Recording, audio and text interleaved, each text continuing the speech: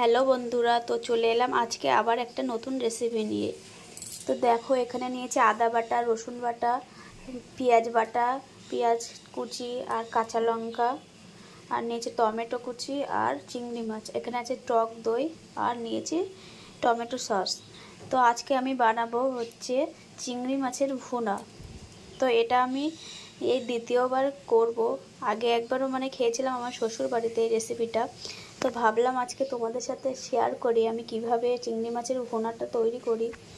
তো যাই হোক, তোমরা কিন্তু চিংড়ি মাছটা একটু ছোট দেখে নেবে সাইজটা। এখানে তো অনেক বড় বড় হয়ে গেছে। তো তোমরা দেখবে চিংড়ি মাছটা যতটা ছোট নেওয়া যায় তাহলে কিন্তু আরও বেশি ভালো হয়। তো চলো রেসিপিটা আজকে শুরু করা যাক। প্রথমে একটা কড়াই বসিয়ে দেব গ্যাসে। তারপরে কড়াইটা গরম হলে দিয়ে দেব তেল অল্প পরিমাণে। তো দেখো, আমি কিন্তু কড়াইটা ভালো করে গরম করে নিয়েছি। তো এর ভিতরে এখন দিয়ে দেবো পেঁয়াজ কুচি। গ্যাসের ফ্লেমটা আস্তে করে দেবো একটু। তো পেঁয়াজটা একটু ভেজে নেব। তারপরে এর ভিতরে দিয়ে দেব আদা রসুন বাটা। আগে দিয়ে দেব রসুন কুচিটা, রসুন কুচি না, এটা রসুনটা বেটে নিয়েছিলাম ছিলে।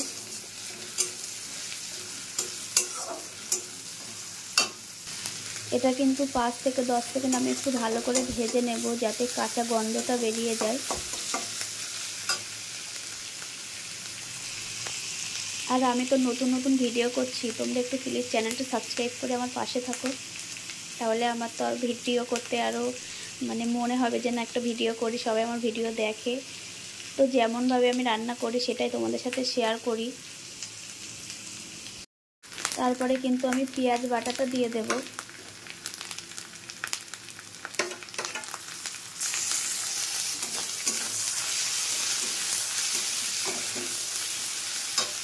এবার কিন্তু দিয়ে দেব লঙ্কা কুচিটা।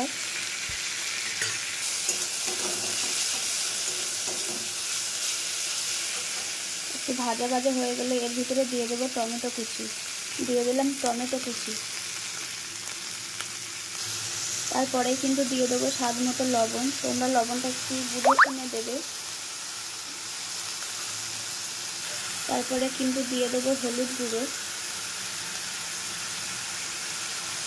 তারপর দিয়ে দেবো জিরে গুঁড়ো, আর দিয়ে দেবো একটু ধনে গুঁড়ো। তারপরে এখানে দিয়ে দেবো যে ফেটিয়ে রেখেছিলাম টক দই, টক দইটা কিন্তু দিয়ে দেবো।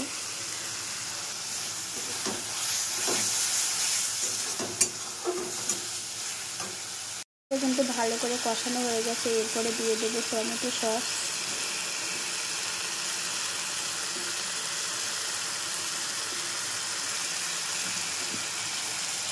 আর দিয়ে দেবো কাশ্মীরি লঙ্কার গুঁড়ো।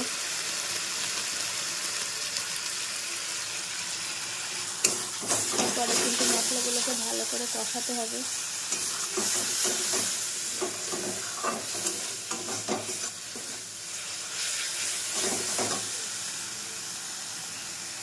আমি কিন্তু ঢেকে ঢেকে মশলাটা খুব সুন্দর করে কষিয়ে নেব।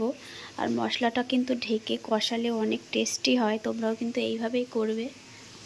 আর দেখো, আমি কিন্তু ঢেকে ঢেকে ভালো করে কষিয়ে নিচ্ছি আর কি।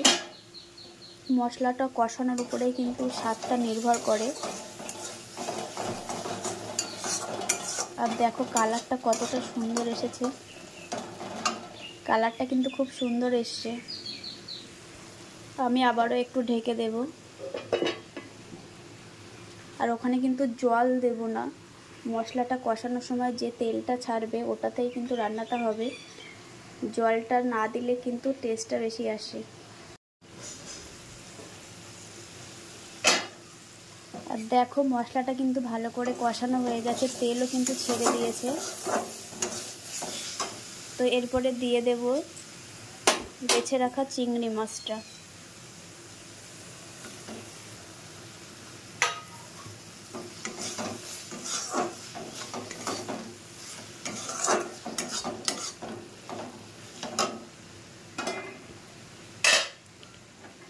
আর সামান্য একটু জল লাগবে, তো আমি জলটা গ্যাসে এদিকে গরম করে নেব।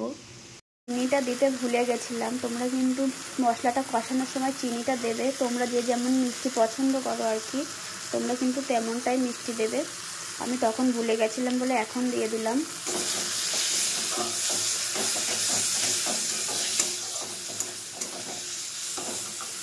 চিনিটা দেওয়ার ফলে কিন্তু একটু ঝাল ঝাল মিষ্টি মিষ্টি লাগবে, আর যেহেতু সস দেওয়া তো ঝাল ঝাল মিষ্টি মিষ্টি ব্যাপারটা থাকবে। আর এটা কিন্তু ভাত দিয়ে খেতে দারুণ লাগে। দিয়ে কিন্তু আমি খুব সুন্দরভাবে একটু কষিয়ে নিয়েছি। তো এরপরে কিন্তু দিয়ে দেব একটুখানি গরম জল। তোমরা যে যেমন গ্রেভি পছন্দ করো তোমরা কিন্তু তেমনটাই জল দিতে পারো। তো আমি অল্প পরিমাণে জল দিয়েছি, আমি একটু শুকনো শুকনো খেতেই পছন্দ করি। তোমরা তোমাদের যেমনটা পছন্দ তেমনটাই দেবে।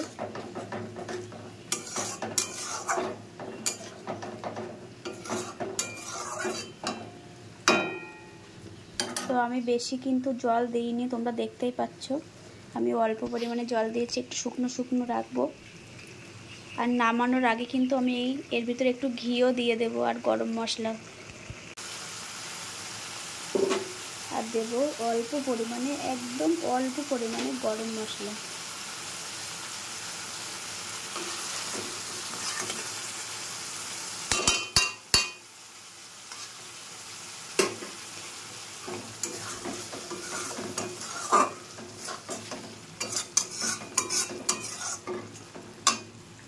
তো আমার কিন্তু রেডি হয়ে গেছে চিংড়ি ভুনা। তোমরাও কিন্তু বাড়িতে একবার এইভাবে বানিয়ে টেস্ট করতে পারো, আশা করছি ভালো লাগবে তোমাদেরও।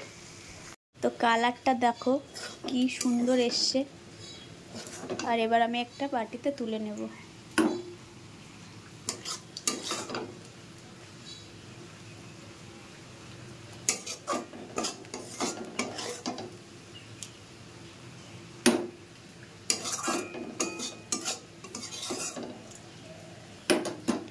আর এটা কিন্তু খেতে দারুণ লাগে, তোমরা কিন্তু একবার এইভাবে বাড়িতে বানাবে। তো আজকে রেসিপিটা আমি এখানেই শেষ করছি, দেখা হবে আবার অন্য একটা রেসিপিতে। ততক্ষণ তোমরা খুব ভালো থেকো, সুস্থ থেকো, আর চ্যানেলটা নতুন হলে সাবস্ক্রাইব করে পাশে থেকো।